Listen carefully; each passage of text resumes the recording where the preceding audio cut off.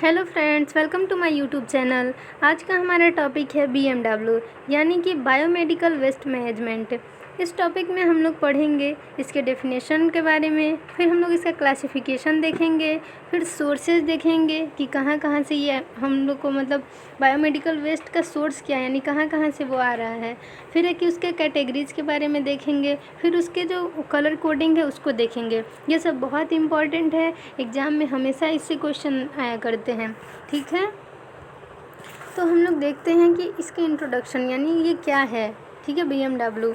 तो since beginning the hospitals are known for the treatment of sick persons but we are unaware about the adverse effects of the garbage generated by them on human body and environment। यानी देखिए, हम लोग जैसा कि जानते हैं hospital में क्या होता है, जो बीमार पर्सन है उसका ट्रीटमेंट होता है। तो ट्रीटमेंट के दौरान बहुत सारे ऐसे वेस्ट क्रिएट होते हैं जो कि बहुत ही हजार्डस होते हैं, इन्फेक्शियस होते हैं, दूसरे को इन्फेक्शन कर सकते हैं, वो बीमारी का कारण बन सकता है। ठीक है, तो इसके बारे में सभी लोग अनअवेयर होते हैं, यानी उनको जानकारी नहीं रहती है कि वो किस खतरे के पास हैं। ठीक है, तो इसमें क्या है, now it is a well established fact that hospital waste is a potential health hazard to the health care workers, public and flora and fauna of the area. यानी कि जो हॉस्पिटल में मतलब जिसका इलाज हो रहा है, यानी पेशेंट का इलाज होता है, जो बहुत बीमार होते हैं, जो वहाँ पे इलाज करवाने आ रहे हैं, उसके दौरान यानी ट्रीटमेंट के दौरान बहुत सारे वेस्ट क्रिएट होते हैं जो कि बहुत ही हजार्डस हैं, इन्फेक्शन कॉज कर सकता है दूसरे जो वहाँ पे पर्सन रह रहे हैं। ठीक है, जो हेल्थ केयर वर्कर है उसे हो सकता है, जो और उसको जहाँ पे मतलब डिस्पोज किया जा रहा है, फेंका जा रहा है, उस एरिया में जितने भी फ्लोरा फौना हैं, ठीक है, वहाँ पे प्लांट वगैरह हैं, एनिमल्स हैं, तो उन सब को भी इन्फेक्ट कर सकता है। ठीक है, उन सब को भी हार्म पहुँचा सकता है, और ये हमारे हेल्थ के लिए तो हानिकारक है ही, हार्मफुल है। ये हमारे इन्वायरमेंट के लिए भी बहुत ज़्यादा ही हार्मफुल है, पॉल्यूशन कॉज कर सकता है। ठीक है, तो ये देखिए एक ही साथ मतलब यहाँ पे कोई भी ट्रीटमेंट का तरीका नहीं है। यहाँ पे मतलब कैसे वहाँ कौन सा वेस्ट कहाँ डिस्पोज करना है, यहाँ पे कोई नहीं है, मतलब सारे एक ही जगह पे फेंक दिया है। ठीक है, तो ये बहुत ही हार्मफुल है। जो हेल्थ केयर वर्कर है, जो मतलब जो यहाँ पे वेस्ट को कलेक्ट करने आ रहा है, या फिर कोई दूसरा पर्सन यहाँ से जा रहा है, एनिमल्स को, इन्वायरमेंट को, इससे बहुत ज़्यादा ही हार्म है। ठीक है, ये बहुत ज़्यादा ही खराबी करेगा हमारे इन्वायरमेंट में। फिर है कि the act was passed by the Ministry of Environment and Forest in 1986 and notified the biomedical waste rules in July 1998। यानी कि देखिए पहला जो रूल बना था, यानी जो इसका आधारभूत तैयार किया गया था, वो था 1986 यानी 20 जुलाई 1998 को पहला बार जो है वो बीएमडब्ल्यू की तरफ से कोई नियम बनाया गया था बीएमडब्ल्यू के लिए। ठीक है, और ये जो है हमारा ministry of environment and forest जो है वो उन्होंने बनाया था। ठीक है, 1986 में बनाया था, और 20 जुलाई 1998 को बीएमडब्ल्यू को नोटिस भेज दिया गया, यानी नोटिफाई कर दिया गया था, सुनिश्चित कर दिया गया था इस नियम को 20 जुलाई 1998।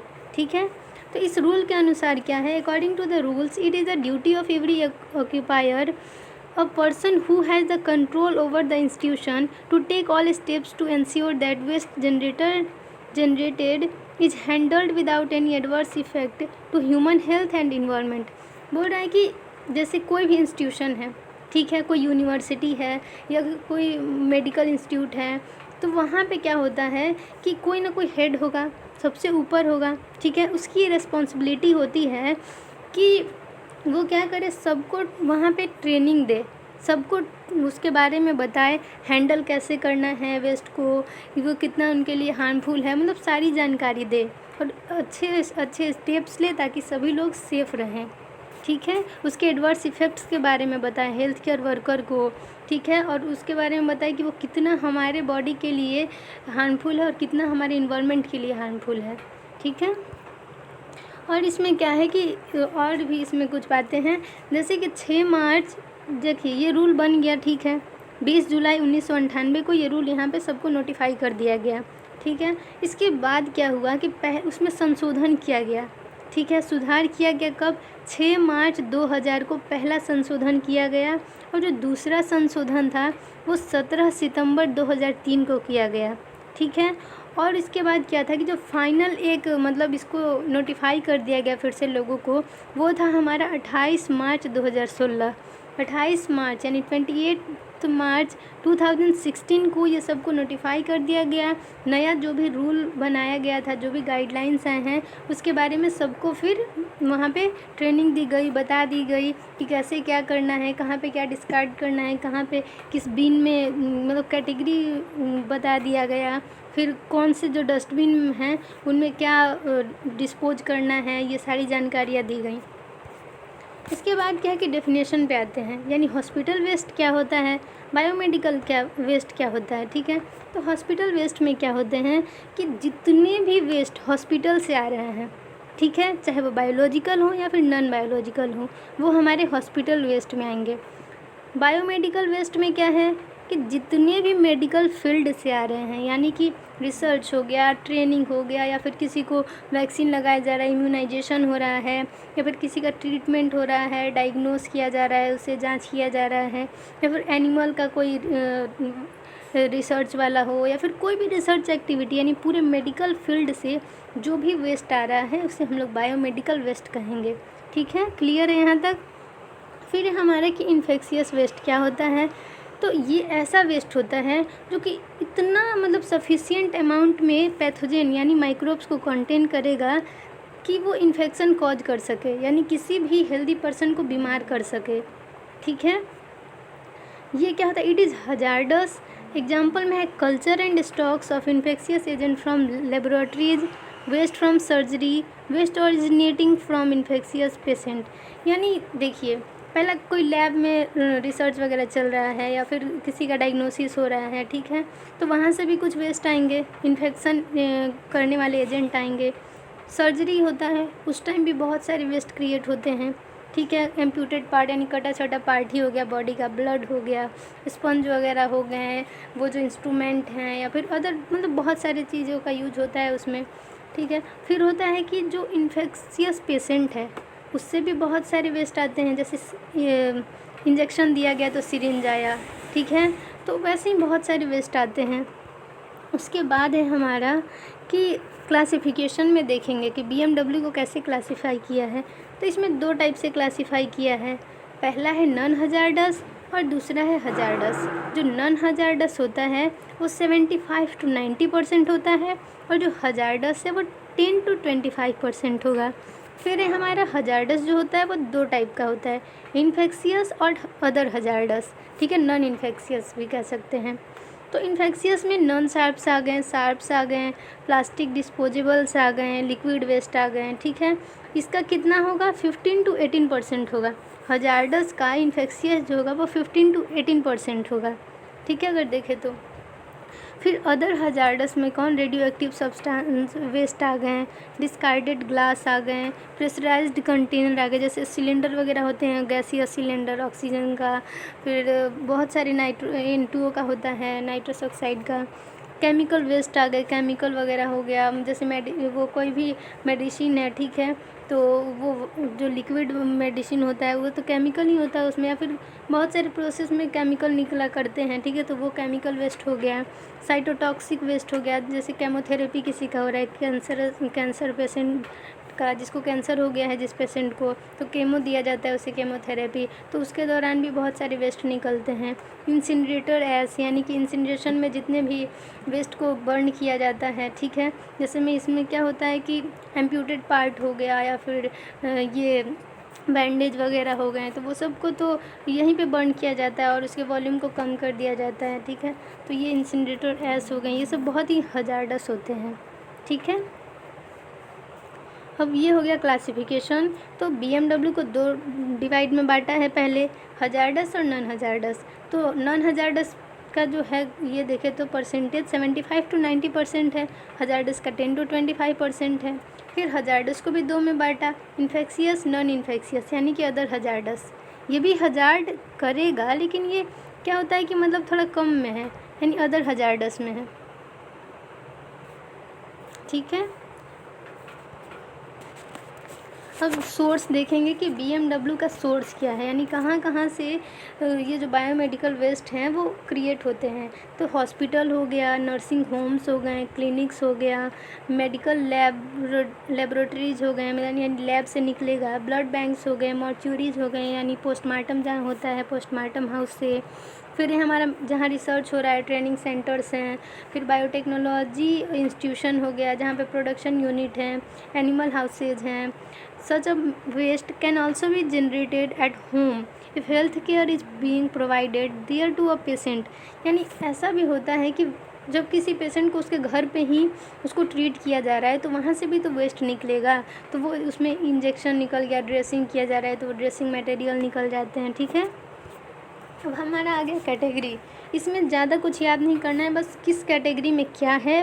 तो इसमें पहले तो होता है 10 कैटेगरीज होते हैं, 10 कैटेगरीज हैं। ठीक है, फर्स्ट कैटेगरी में क्या है, human anatomical waste. Second category में क्या है, एनिमल वेस्ट। थर्ड में है microbiology and biotechnology waste. Fourth में है हमारा वेस्ट सार्प्स। फिफ्थ में है discarded medicine and cytotoxic drugs. Six में है सॉइल्ड वेस्ट। 7 में है सॉलिड वेस्ट। फिर हमारा 8 में है लिक्विड वेस्ट, 9 में इंसिनरेशन एश और 10 में है केमिकल वेस्ट। यानी कि इसमें 10 कैटेगरी डिवाइड किया गया है, उसमें अलग अलग तरह के वेस्ट के बारे में बताया गया है। ये जो 10 कैटेगरी है बहुत ही इंपॉर्टेंट है, एग्ज़ाम में पूछा जाता है। तो इसमें हम लोग देखते हैं कि ह्यूमन एनाटॉमिकल वेस्ट में कैसा कैसा वेस्ट आएगा। तो उसमें ह्यूमन का जो पार्ट है, यानी कटा छोटा पार्ट हो गया, टिश्यू हो गए, ऑर्गन हो गए, बॉडी पार्ट्स हो गए, वो सब। एनिमल वेस्ट में क्या आएंगे कि जैसे एनिमल का टिश्यू हो गया, उसका पार्ट वगैरह हो गया, या कोई एक्सपेरिमेंट या फिर ब्लड वगैरह हो गया। रिसर्च तो हमेशा एनिमल्स में ही किया जाता है, तो उस एक्सपेरिमेंटल टाइम में बहुत सारे उसके पार्ट्स डिस्पोज होंगे, यानी ब्लड भी निकलेगा, तो वो सारी क्या है, वेस्ट हैं। फिर है कि waste generated by veterinary hospital colleges, यानी वेटरनरी जानवरों का एक अस्पताल होता है, जानवरों के डॉक्टर होते हैं। ठीक है, तो वहाँ जहाँ पे इसका ट्रेनिंग दिया जा रहा है, कॉलेज जहाँ पे है, वहाँ से भी कुछ वेस्ट आएंगे। हॉस्पिटल से जो डिस्चार्ज हो रहा है वो सब, एनिमल हाउसेज से जो आ रहा है तो वो सारा एनिमल वेस्ट में आएगा। ठीक है, अब माइक्रोबायोलॉजी एंड बायोटेक्नोलॉजी वेस्ट में क्या आते हैं कि जितने भी लैब से वेस्ट निकल रहे हैं, लैब कल्चर से, फिर स्पेसीमैन जो है मतलब माइक्रो ऑर्गेनिज्म का ही हो गया, ह्यूमन का हो गया, एनिमल सेल का हो गया। तो रिसर्च के लिए हम लोग बहुत सारी चीज़ों को उसका कल्चर बना के, स्लाइड बना के रखते हैं, तो वो सारा माइक्रोबायोलॉजी और बायोटेक्नोलॉजी में आता है। तो जितने भी लैब से हम लोग को मिले हैं, स्लाइड वगैरह बना लिए हैं, रिसर्च से मिला है, ठीक है, तो वो सारा हमारा माइक्रोबायोलॉजी और बायोटेक्नोलॉजी वेस्ट में आता है।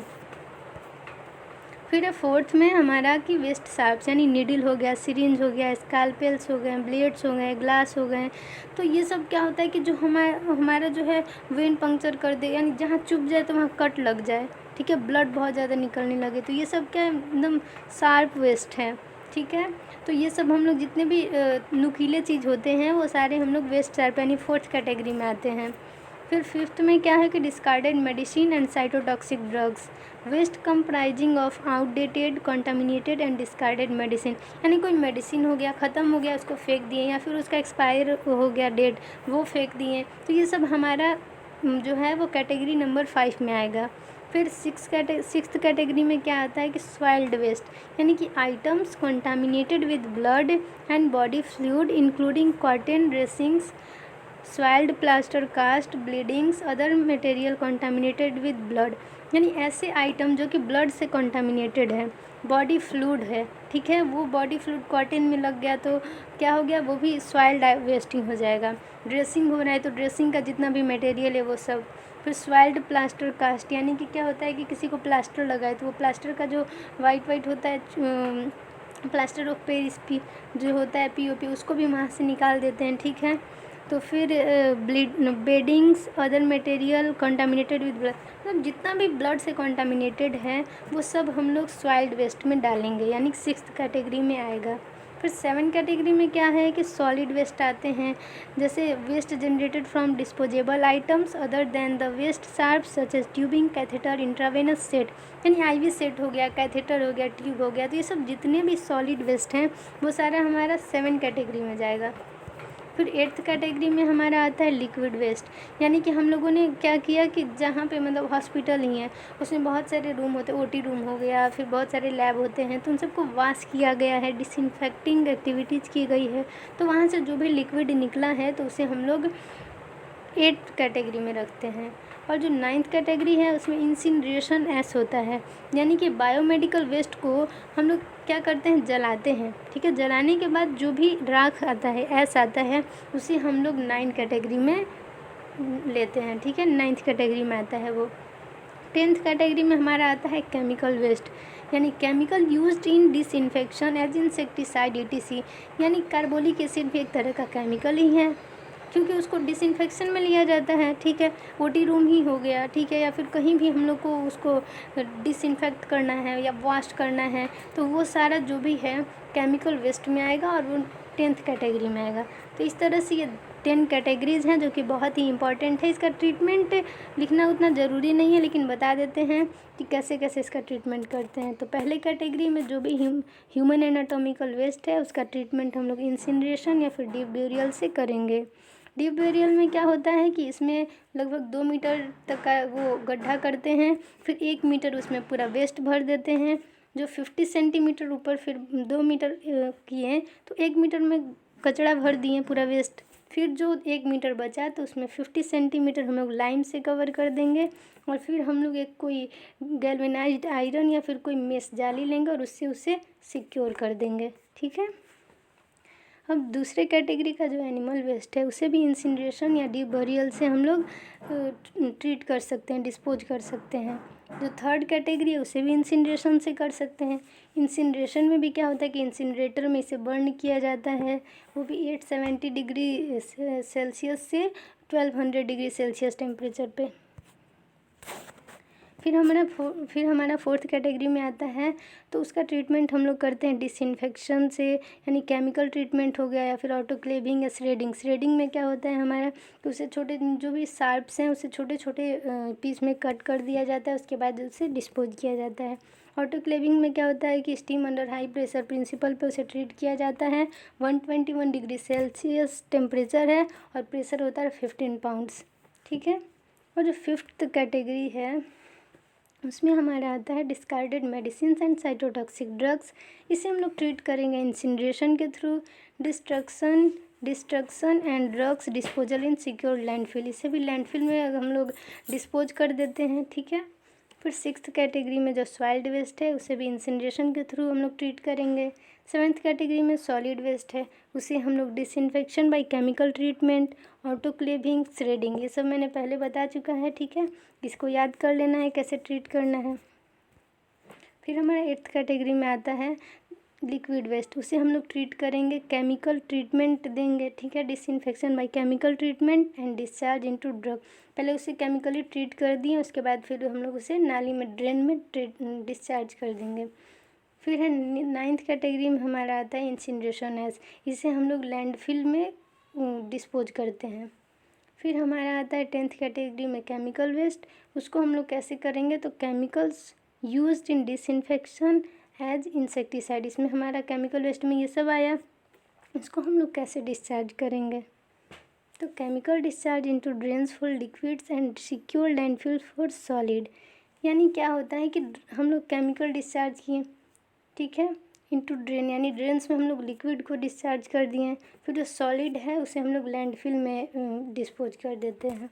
इस तरह से 10 कैटेगरी का ट्रीटमेंट, और हम लोग इसमें कौन कौन से वेस्ट आते हैं वो सब हम लोग पढ़ लिए। हम लोग नेक्स्ट वीडियो में हम लोग इसके कलर कोडिंग के बारे में पढ़ेंगे, किस डस्टबिन में क्या डिस्पोज करते हैं, फिर इसके कुछ और भी चीज़ों के बारे में जानेंगे।